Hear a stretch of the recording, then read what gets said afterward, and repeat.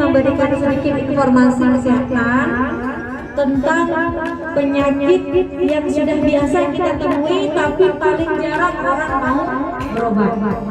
Namanya penyakit TBC. Penyakit TBC itu menularnya itu lewat batuk.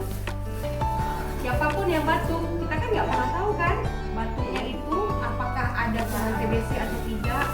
Nah, maka dari itu kita harus lebih waspada dengan penyakit TBC yang tidak banyak orang lapor ke puskesmas dengan cara jika ada yang batuk lebih dari seminggu nggak sembuh-sembuh, tolong ke puskesmas biar kita kasih flow seperti ini. Nanti dahannya kita tampung, kemudian kita periksa.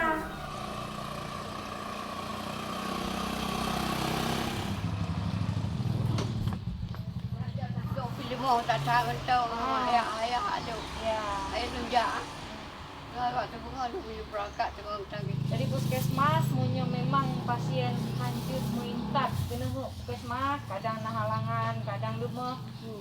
Jet kamu jak rumah kamu mencok kena rumah karena kan untuk memudahkan pasien juga supaya dahak tetap bisa kita periksa walaupun pasien nggak sanggup datang ke Asal patuh pengobatan TBC. Asal tetap menjaga kadar gula darahnya stabil. Minum obat gulanya rutin. Daya tahan tubuhnya dijaga. Pola makannya diatur. Insya Allah bisa sembuh. Dan jangan merasa malu. Karena kan kita kan emang nggak perlu ngomong ke tetangga, oh saya TBC. Terus kita ngomong ke ibu-ibu yang lain, oh saya TBC. Tidak perlu. Cukup datang ke puskesmas. Laporkan bahwa ibu punya gejala seperti itu, kita periksa, kita obati, dan nanti insya Allah sembuh dan kita bisa beraktivitas seperti biasa. Ya.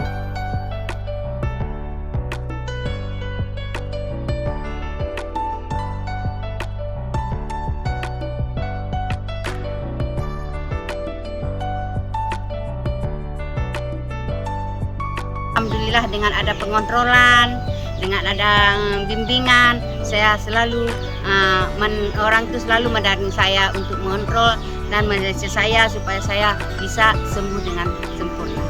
Sekarang terus saya berobat sampai saya sembuh total. Dan menurut saya pelayanan di puskesmas juga itu termasuk pelayanan yang paling baik. Itu saja, sekian, terima kasih.